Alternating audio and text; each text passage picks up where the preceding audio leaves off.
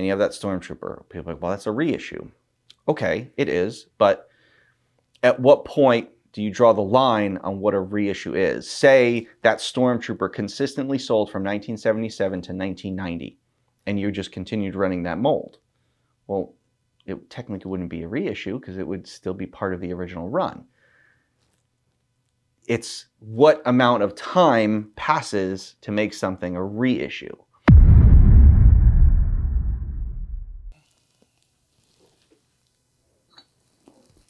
Hello, Action Force fans, Valaverse fans. Thank you for tuning in to another edition of Valaverse Declassified. Got some more questions that you guys have sent in. I'm excited to jump right on into them. So now that I've got a nice warm beverage, let's see what you all had to say. Looks like you're trying to predict the future now, aren't you? We've got a lot planned for 2024. There might just be a little of that coming in the future. Now, how we're going to be doing that, you just don't know yet. But they are good ideas, and most of the time when we get ideas from you guys, the fans, pretty sure we are on top of them and ahead of you on them. So definitely things we are looking into, maybe things we have in the queue, maybe things that are coming out soon, maybe things that are coming out in the near future. So I'm a betting man, and I'd say that's probably a good bet on those ones. I have thought about the idea of doing multi-packs. The one issue I have with multi-packs is you get to a much higher price point now. Now, I know what you're saying. If you're going to buy one $30 figure, or if you're going to buy two $30 figures, then what's the difference of buying a $60 multi-pack? Which I totally understand. Now, there's instances where in the past I had concepts for doing a Swarm 2-pack that had a Swarm Trooper and a Scarab in it, and then I had ideas to do a 2-pack for some Garrison Cavalry Troopers. Now, all those are still on the table, and I think that is very interesting. Now, we've been getting a lot of requests for reissuing some of our past figures from Series 1 and Series 2, and that might be an interesting way of doing a greatest hits, is if we were to do a battle pack. So for instance, if we did a Condor and Carrick 2-pack, or a Trigger and a Garrison Cavalry 2-pack. So that might be something that we will start to explore more of and see how we can go about offering that. We have just so much new stuff coming out. So putting older figures, sort of greatest hits, into the line with all this other new stuff, we just don't want to make it hard for you to buy some of the new stuff, but we want to give you the opportunity to get the old stuff. So it's a fine ballet of, you know, production and planning. So definitely something we are looking into, and something I can definitely see in the future. I too would love to see female Swarm Troopers, and that might be something that I've already worked on or designed or am looking into. So again, if you thought of it, most likely I have too. So there's going to be more for the Swarm coming, more versions, more gear, maybe a vehicle, you never know. But, you know, the Swarm are, you know, are big bads kind of in a way, you know, them and the Garrison. So, you know, we're going to go heavy into the, you know, the Swarm units, and there will be more coming for them once I finish designing them. The Carbonized series. I will just say I'm not a fan. There is definitely room for sort of gimmicky items like that. We've done our glow-in-the-dark Swarm Tracer. Some things like that can live. I am just not a fan of the Carbonized series and what that represents or does for you know, collecting. It's just something that's not for me. It's not my cup of bourbon, if you would say. But there are some people that love it, and that's great. but I know they're doing stuff like the hologram series or the holo series, whatever the translucent figures are, which if you like it, that's great. It's, again, not for me, not something I would purchase. The carbonized series, I think, was fine for like a one-off, maybe a two-off, but then once they started doing a lot of them, it made the initial ones less special. Ooh, covert ops bone collector. Something tells me bone collector wouldn't worry about being covert. I could see bone collector just not caring and just going full steam ahead and saying, I'm not trying to be incognito or trying to be sneaky or anything like that. He's very much a hammer, and everything he sees is a nail.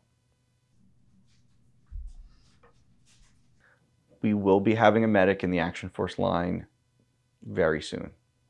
Not sure if it will be Series 6 or Series 7, but we are planning a medic that is very cool.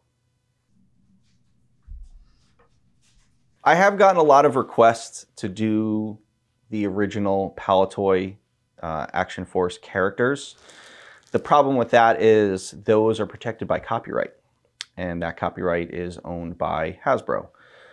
So I can't do those versions of them. Now, the names may or may not be available. When I started Valaverse and I purchased the Action Force trademark, those names were available. I could have.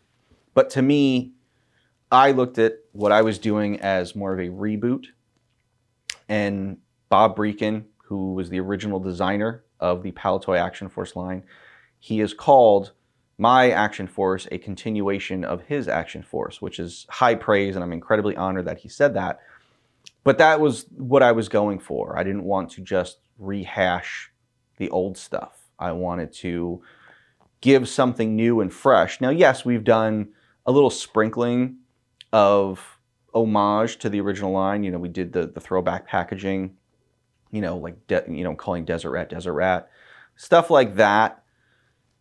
When it's special and done here and there. But in my opinion, I feel like it's more important to do something new and fresh, create new characters, create something new. I just don't like the rehashing of things, or taking the original version of something that was perfect in the Palatoy line and trying to make an updated version that really didn't change much. And, to me, that's like a disservice and, dishonoring the original. To me, it's not a celebration if you're going to try to take something that was designed by one great designer and then make a new version of it when his version was perfect. I don't think that's the right thing to do. So that's why, I go the route of creating my own all new characters for this new modern reboot of Action Force. The great Kirk Bazigian said, once you go to space, the line dies. And he would know. Once you send, figures to space, I guess the line fails. So it has been a running joke about sending Action Force to space, although we are not anywhere close to being done. So space, even with Space Force, is something I don't think we're going to be tackling probably ever. Unless there's this giant movement and we start sending more people to Mars or the moon, and all of a sudden space is this hot commodity. Maybe we'll look into doing, a sort of Space Force for Action Force. But as of right now, we're going to keep them right here on the ground. Repros are a touchy subject, a very touchy subject. And it's a very polarizing subject because there are camps on one side that feel incredibly strong about it, and there are camps on the other side that feel incredibly strong. I would almost joke and say that, the repro subject in toys is just like politics in real life. It's so polarizing one way or the other, and then there's a bunch of people in the middle. Now, I've had experiences both ways, and I'm not sure exactly where I fall because I could have conflicting ideologies on it, but I'll just give a brief rundown of some of my experiences with it. When I decided about 6 or 7 years ago I wanted to start collecting vintage Star Wars. You know, it was probably a bad time to do it because prices were so high, but what I wasn't prepared for was the amount of repro in the world. Like, I knew people were doing some repro weapons. I just didn't realize how big the repro, scene was. And they're reproing everything. Now, there are good repros, there are bad repros. And there's a lot of people who have dedicated a lot of time to figuring out an original version and tests that can be done for an original version, like float tests and things like that, light tests on Star Wars stuff, which is great that they put so much time into that to help protect, the vintage end of it and customers wanting to buy vintage. But then people started doing ones that floated or ones that passed light tests. And that's where I get a little more angry with it, because I think that's wrong. If you want to do a repro, fine. I don't think you should be doing a repro that's the exact color, that floats, that does that. Now, to me, that is trying to deceive a potential customer. That's trying to pass something off as something false. It's not trying to say, no, I want to make something so that someone can get it cheaply and put it into their figure's hand to make it complete without having to pay, the crazy price for it. When you make such an exact copy where it passes all these tests and it's hard to tell by looking at it, that's wrong. And that's what I don't like. So to me, I feel like if you're going to do repro, they should be marked. It's kind of too late now. It's almost like, trying to fix things that are unfixable. Can't go back. There's too much repro in the world nowadays. A good friend of mine, he knows a lot about repro, and we talk quite often about it. And he will go and he'll buy all the newest versions of repro stuff so he has it on hand. But there are even times where something will sneak through. He went to purchase a vinyl Cape Jawa not that long ago, and he was very excited about it because it was one he was missing in his giant collection, and it passed all the tests at sight by looking at the hex pattern. You could run your nail along the vinyl and it makes that zip sound. So everything passed at first sight by looking at it. It was a reputable seller. And then after he had purchased it, he had gotten messages from people in this group saying, that's a fake, don't buy that, that's a fake. But he already purchased it and this and that. So, he was stuck in a situation where he purchased this thing for a large amount of money. And now he was unhappy with it because now everyone was saying that it could be fake and should he get it graded and this and that. And he ended up, getting his money back, sending it back to the original buyer. So everything was all good. But now, that buyer's now has that fake one back, and it's like, okay, well, what's going to be done with that fake one? And now he's probably like, well, I didn't realize it was fake, and he probably paid whatever for it or trade or whatever. And there have been some instances where I think grading stuff doesn't necessarily mean something is real. I think there are definitely situations where a figure could be graded and that might be a repro, but repros are so good, and I think there's so much being graded and so much going through here that with human error, someone might slip and think, yeah, that's a real Stormtrooper blaster, and really it wasn't. But how do you know? And that's the tough part. Like, I feel like my Star Wars collection, which I finally completed, I would like to think that they're all legitimate, and I've done the necessary steps of looking at different websites and magnifying glass and seeing all the weapons, but you don't know, and that's an unfortunate feeling, to look at this collection where you've paid so much money for and appreciate, and then think there's a small portion where this could be fake, and that sucks, and that I don't like that at all. I think repro is fine for people that, okay, are fine with having a repro thing to just complete it on their shelf. But I think when you start to pass something off as real when it's fake is wrong. And that really hurt collecting. And it's not just Star Wars that it's been done on. You see it across Turtles. You know, I started collecting Playmates Turtles, and the Turtles have been reissued so many times that sometimes people are passing off some weapons or accessories from a reissue into, you know, as a vintage version.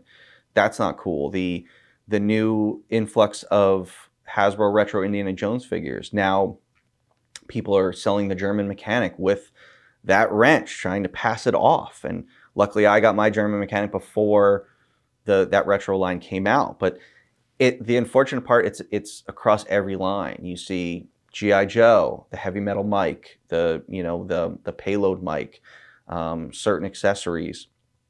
That's unfortunate, and I think that's wrong. So if I were to say, like, if I had to give a definitive answer whether I'm okay with repro or not, I'd say no, I'm not okay with it. Am I in a gray area? Yes, because I do think that there are reasons for it that are okay.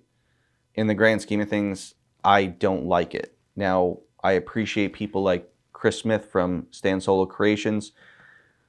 When he does a version that's could be considered a repro, he will mark it. He'll mark it with, you know, his marking. So, because he doesn't want people to feel like, you know, someone's going to pass one of his items off as real when it's, you know, it's a newer molded version. So, you know, that's kind of where I stand. I have friends that are on one side. I got friends that are on the other side. You know, again, if you said you had to pick one, you couldn't stay in the middle, I would pick no, I'm not okay with it. But at the end of the day, I am more in the middle of it because, you know, as I said, if you do the ones that are too good and you can't tell, that's wrong.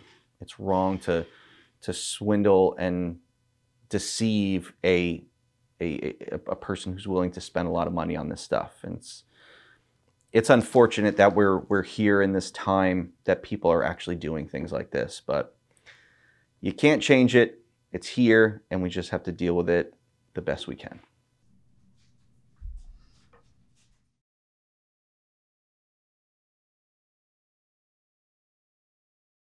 I think that's a question with a lot of layers, because there are great points about it where, yes, if, you know, this certain factory produced this figure with the original mold and that was the first run, and say take a Stormtrooper for instance, say you do a Stormtrooper at factory A, and then, you know, you do with Star Wars, continuing with the example, a Stormtrooper was issued in Star Wars packaging, then Empire Strikes Back, then Return of the Jedi, and then Power of the Force. There are dates on them to differentiate when, I believe they changed the dates. But with Star Wars, there's so many figures done at so many different factories. There's the Hong Kong version, the Taiwan version, the no clarification version, dates, this and that. And that's when you get into a really crazy end of collecting. Like I think it's like the Taiwan Boba Fett or the Hong Kong Boba Fett's really rare or something like that. But it's a figure that came out in the original line. So if you take that Stormtrooper and you do them in 1977, and that's the first one, and then, well, then you do that figure, say you had the original molds and you reissued it in 1990, and you have that Stormtrooper. People are like, well, that's a reissue. Okay, it is, but at what point do you draw the line on what a reissue is? Say that Stormtrooper consistently sold from 1977 to 1990, and you just continued running that mold. Well, it technically wouldn't be a reissue because it would still be part of the original run. It's what amount of time passes to make something a reissue. And is it a reissue if it's off the original mold? You know, it's kind of the same thing with comic books. First printing, second printing, third printing, that sort of thing. That comic is printed off of the original printed page. The first printing comes out, sells out. Well, then you have to reprint that issue. Well, the only thing that changes is it says second printing on it. Okay, well, it's still printed off the original printing of those pages and the colors and that sort of thing. So in the grand scheme of things, is it really a second printing? It's just, oh, well, we just didn't print enough copies. Okay, so we only printed 10,000 the first printing, and we printed another 10,000 second printing. Okay, well, if they printed 20,000 copies in the first printing, then it'd be a moot point, because second printing is just a continuation of, the run. And I get it, because speculation, collectability, you want the first printing, you want the first issue, that sort of thing. Now, you look at what Playmates is doing with the vintage, or the retro Turtles line. From what I understand, those Turtles are off the original molds. Yeah, they're doing some things different with the deco, but for the most part, it's the same thing, but it's off the original mold. Yeah, it's not the original plastic, okay, but what if that factory used a batch of plastic that they bought, and then, well, they ran out of that plastic, so they had to buy another batch of plastic? Is that a second printing? Is that a second run? No, well, it's still done in 1988, but it was 2 different runs of plastic. There's too many factors to take into consideration. I think when you really dissect it and you get that into those levels of that onion, and you start asking yourself this question oh, well, if it's off the original mold, like with my Action Force line, okay, well, Series 1 Condor, okay, then there was, SDS Condor. Okay, well, if you had 2 Condors and you're looking at them, you wouldn't know which version was what, because I didn't change anything on them. The only thing different was the packaging. But if you're looking at a loose figure, you won't know which one is what. Whereas Carrick, when we reissued Carrick, we changed some things on him. Bone Collector, we changed some things on him. Eclipse, we did not. Pandora, we did. So if you're not changing anything, how do you know? It's just by looking. It's the same figure. It's just off a different run. Okay, you started the process, then stopped, then started the process again at a different time. Okay, well, you do that same thing on a daily basis at the factory. The factory workers are working on a Wednesday, they run a bunch of figures, they stop. Say they're off Thursday and they come back Friday and they run a bunch of figures. Well, now those are Friday figures. But what is the accepted amount of time to pass in between when figures are done to call something a reissue or not part of the original run or this or that? So Turtles, I get it. Okay, it's been decades since, the original figures were done, but again, it's off the original mold. So I don't know where I fall in this, because I'm a vintage collector, but I'm also dissecting it and saying, well, these are all valid points about, well, what makes it yeah, okay, the original one, the early bird Luke, he's early bird Luke because he has a double telescoping lightsaber, but that's just a lightsaber. The actual Luke himself is the same figure. So, you're swapping figures. You could say, no, this was the early bird Luke. Yeah, he may have a double telescoping lightsaber, but what if it was a Luke that you took from the New Hope line, from 77, but so there's no way to know that came with it. You could just say, well, at least the double telescoping lightsaber I know is original. So, when I get my vintage Star Wars and stuff like that, I'm not necessarily a mint collector. I tend to like my stuff a little beat up because then I know it's original. Like my double telescoping lightsaber Luke, the lightsaber is kind of banged up, but that's more of a peace of mind for me. Okay, well, it's been through the ringer because it's been, a long time. I feel, more secure knowing that that's real, as opposed to seeing something that's super, super mint. But yeah, it's tough. It's a tough subject matter to deal with, because going back to Turtles has been reissued so many times. They did the 88 Turtles with soft heads, but then they switched to the hard heads. But then those hard head ones, I want to say, were reissued multiple times throughout the whole run of Playmates Turtles. But then again in the early 2000s, and then again now in the 20s. Same thing with Masters of the Universe. I remember in the early 2000s, they reissued some Masters of the Universe, and they were on the original cards, but then they were in this bigger sort of box, this black and silver box. You know, and those are pretty valuable, but it's like, again, it's a reissue, but you're using the original molds, you know, and again, well, it's not the original plastic. Okay, but was the original plastic the original plastic? Because you could look at 3 He-Man figures all from the same year who used different batches of plastic because they were done in different factories and different days and different months. It's just, there's no rule book to say what it is. You as a collector have to determine what is important to you, how you view your collection, what you want out of your collection, what you're willing to collect. Because, for instance, me, I'm now looking at how deep Playmates is going with the reissues of the Turtles and saying, well, maybe I don't need to go back and buy the vintage ones if I can almost pull like a Motu Origins scenario and just not collect the vintage one, just get all the reissues. At least I know, okay, I'm buying reissues, no one's pulling the wool over my eyes, I'm not getting a vintage figure with a repro accessory or an accessory from 2002 or something like that. You know, so you as a collector have to determine what you want and what you're looking for and what's important to you. No one else can determine that but you. But it's, you know, again, it's a lot of layers, and hopefully I open some eyes to possibilities and things maybe you haven't thought of, or the way production works, and how like, oh, I didn't take that into consideration. But, you know, that's what we're here for, and hopefully just to educate you guys and, you know, help make collecting fun for you. That's kind of all that matters.